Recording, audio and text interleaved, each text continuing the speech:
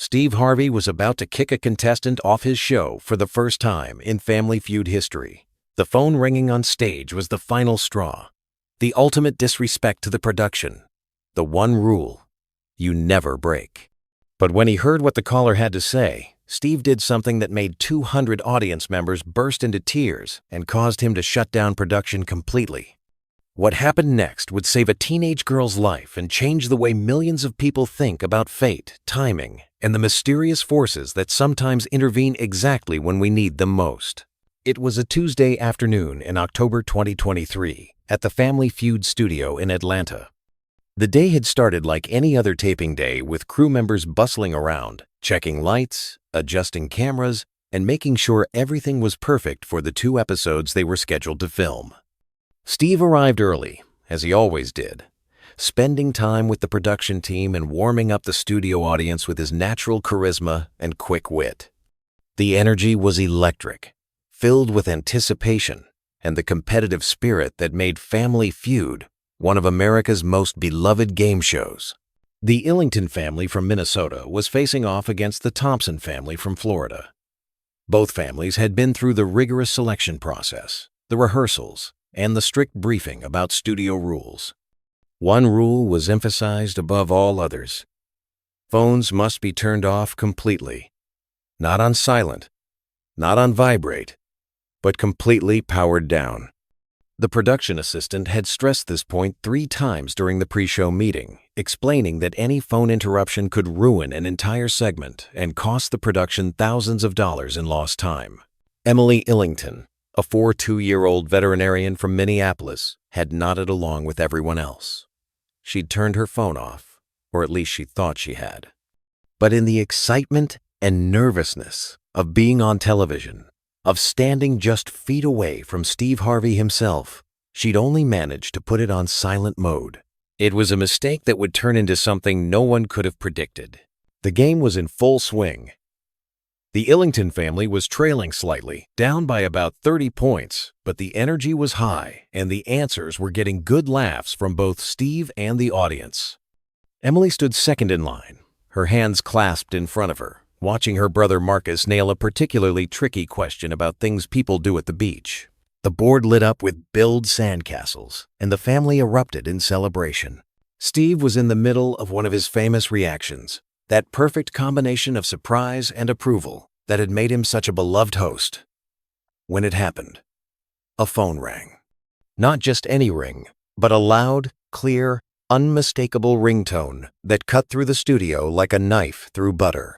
The melody was classical, something from Mozart, completely out of place in the high-energy game show environment.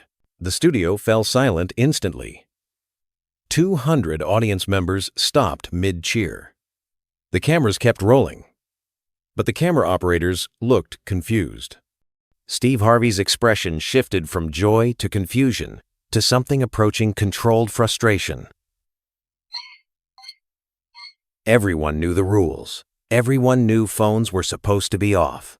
Emily's face went white as she realized the sound was coming from her pocket. Her hand flew to her jacket, fumbling to silence the phone, but in her panic, she accidentally answered it instead. Before she could end the call, a voice came through, faint but audible in the dead silence of the studio. "Emily Illington," the voice said. "This is Dr. Patterson from Minneapolis General. We need you to know immediately." Steve Harvey raised his hand, and something in his expression stopped Emily from hanging up. Maybe it was the sudden seriousness in his eyes, or maybe it was the fact that hospitals don't call for trivial reasons. Whatever it was, Steve made a split-second decision that went against every protocol in television production. "Put it on speaker," Steve said quietly but firmly. Emily's hands were shaking as she pulled the phone out and touched the speaker button. The voice of Dr. Patterson filled the studio, clear and professional. "Miss Illington, I'm calling about your daughter, Rebecca. There's been a development with her position on the transplant list." The studio remained absolutely silent. Emily's family members moved closer to her instinctively. Steve Harvey, who had been standing by his podium, walked over to Emily's side. "Go ahead, doctor," Emily said, her voice barely above a whisper. What the audience didn't know, What even most of Emily's extended family didn't fully understand was that Emily's 6-year-old daughter Rebecca had been on a kidney transplant waiting list for 3 years.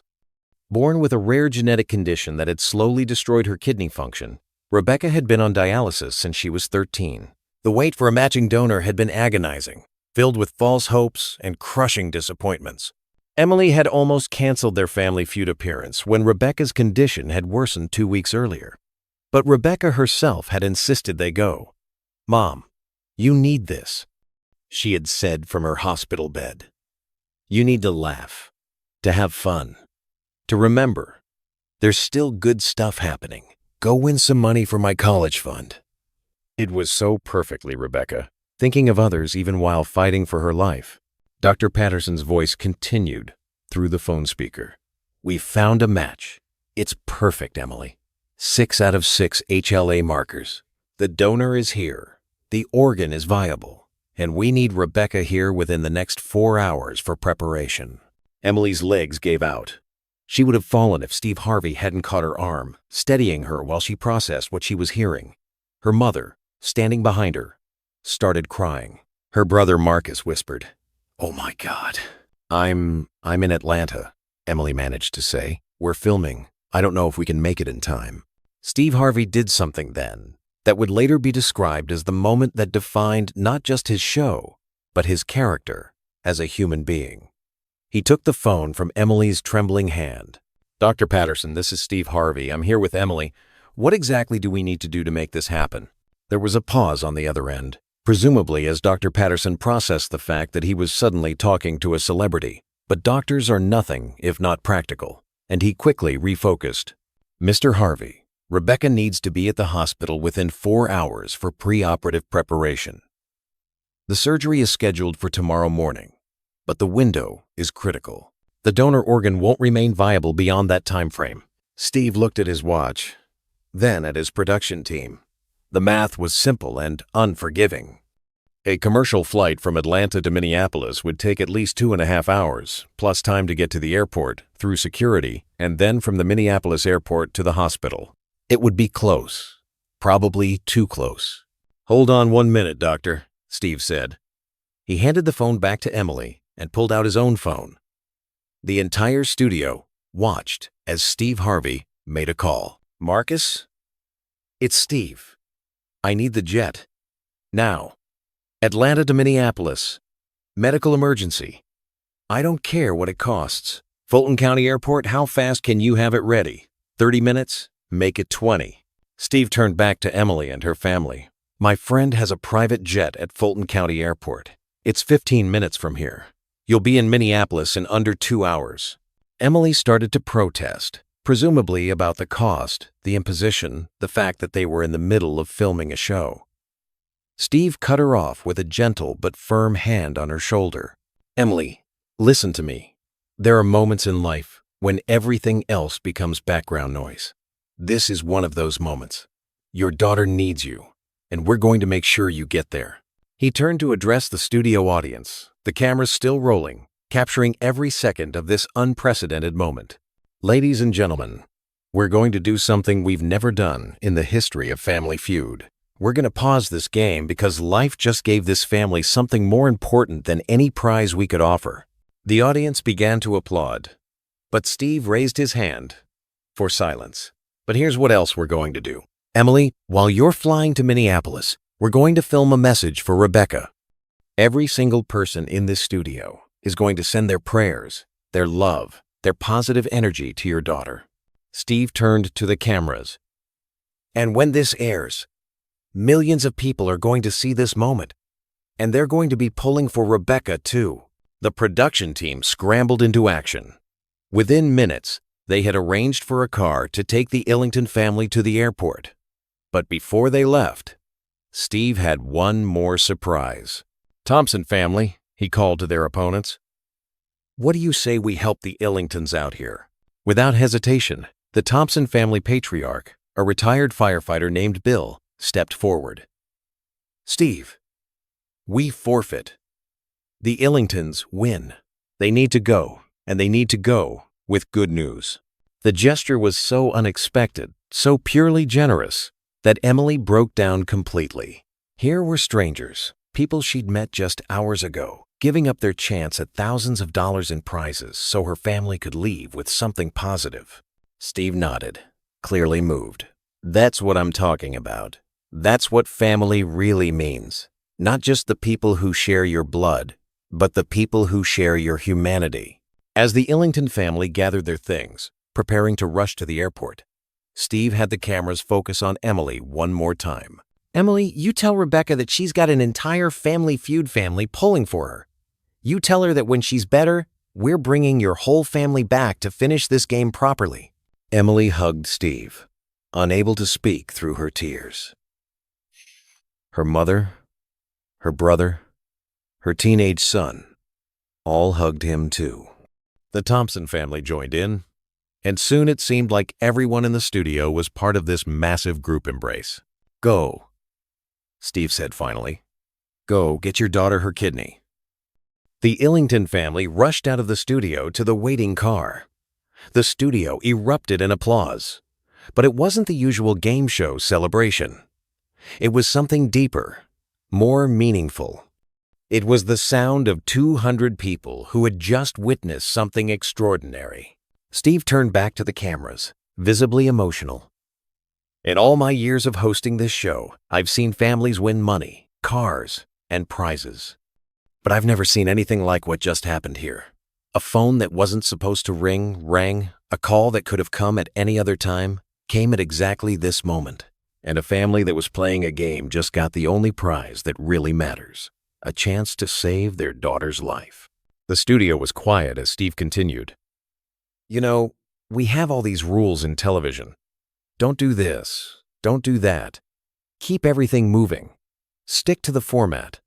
But sometimes life reminds you that the rules don't matter. People matter. Families matter.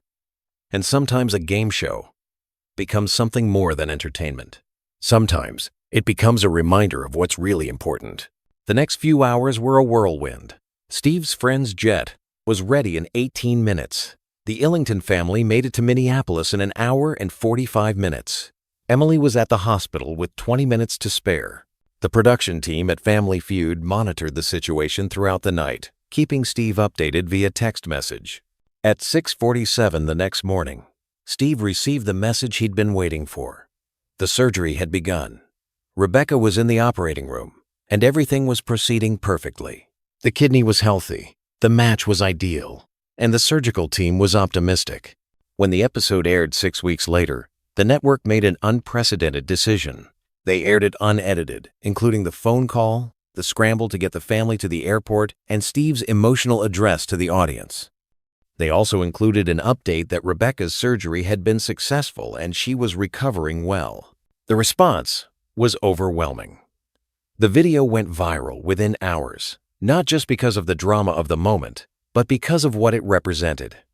In a world that often feels cynical and divided, here was proof that people still care about each other, that strangers will come together to help someone in need, and that sometimes breaking the rules is exactly the right thing to do. But the story didn't end there. 3 months after the surgery, the Illington family returned to Family Feud. Rebecca came with them, healthy and glowing, her new kidney functioning perfectly. When she walked onto the stage, Steve Harvey, who had maintained his composure through thousands of episodes, openly wept. "There she is," he said, his voice breaking. The real champion of Family Feud, Rebecca, with the confidence that comes from facing death and winning, walked straight up to Steve and hugged him. "Thank you," she said simply. "Thank you for breaking the rules." The Thompson family was invited back too, and this time, both families played not against each other, but as one combined team against a special team made up of Family Feud producers and crew members. It was the first and only time in the show's history that such a format was used. When Steve asked the first question, he looked directly at Rebecca. "We surveyed 100 people. Top answer on the board. Name something that can change your life with a single ring." Rebecca didn't hesitate. "A phone," she said. The board lit up. Number 1 answer. The studio erupted. As the special episode continued, Rebecca shared her story. She talked about the years of dialysis, the fear that she might not make it to graduation, to college, to all the milestones that healthy kids take for granted. She talked about watching her mother try to stay strong while slowly breaking apart inside. And she talked about the moment she woke up from surgery and realized she had a future again. "People ask me if I believe in miracles," Rebecca said, looking directly at the camera. "And I tell them I don't just believe in them. I was watching Family Feud when one happened." The episode became the highest rated in Family Feud history. But more importantly, it sparked a national conversation about organ donation. The weekend after it aired, organ donor registrations increased by 300%. The Illington family started a foundation called Answer the Call, dedicated to raising awareness about organ donation and supporting families going through the transplant process. Steve Harvey became personally involved with the foundation, hosting annual fundraisers and using his platform to share stories of families waiting for transplants. He often said that the day Emily's phone rang was the day he remembered why he got into television in the first place. Not just to entertain, but to connect, to inspire, and occasionally, to be part of something bigger than entertainment. The phone that rang that day in the Family Feud studio violated every rule of television production. It interrupted a game, stopped a show, and created chaos in a carefully controlled environment. But it also created a moment of pure humanity that reminded everyone who witnessed it that sometimes the most important calls come when we least expect them. Emily Illington often thinks about that moment, how she almost turned her phone completely off, but didn't. How the call came at the exact moment when she was surrounded by support, when someone with resources was there to help, when cameras were rolling to capture and share a message that would inspire thousands to become organ donors. "I don't know if it was fate, divine intervention, or just incredible coincidence," Emily said in a later interview. "But I know that my daughter is alive because a phone rang when it wasn't supposed to, and Steve Harvey decided that some things are more important than following the rules." Rebecca graduated from high school with honors. She went to college to study medicine, inspired by Dr. Patterson and the team that saved her life. She wants to become a transplant surgeon, to give other families the miracle that her family received. And she still watches Family Feud every night, though now she watches it differently. "People see a game show," Rebecca says. "I see a place where miracles happen, where strangers become family, where a host stops everything because he understands that winning isn't about points on a board. It's about showing up for each other when it matters most." The phone call that interrupted Family Feud that day lasted exactly 2 minutes and 37 seconds, but its impact lasted forever. It proved that sometimes the most important moments in life come disguised as interruptions, that rules are meant to serve humanity, not the other way around, and that a game show studio can become sacred ground when people choose compassion over competition. Steve Harvey still hosts Family Feud, still brings joy and laughter to millions of viewers. But he keeps a photo in his dressing room from that day. It shows the Illington family rushing out of the studio, faces full of hope and terror, racing against time to save their daughter. Below the photo is a simple inscription, "The day we got it right." Because in the end, that's what happened. When Emily Illington's phone rang on the Family Feud stage, everyone involved, from Steve Harvey to the production team to the competing families to the studio audience, had a choice. Follow the rules or follow their hearts. They chose their hearts, and in doing so, they created a moment that transcended television, that proved that human kindness is not scripted, and that sometimes the best thing that can happen on a game show has nothing to do with the game at all. The phone that wasn't supposed to ring became the phone that was meant to ring. The call that broke all the rules became the call that showed why some rules are meant to be broken. And a moment of potential disaster became a testament to the power of putting people first, always, no matter what the script says.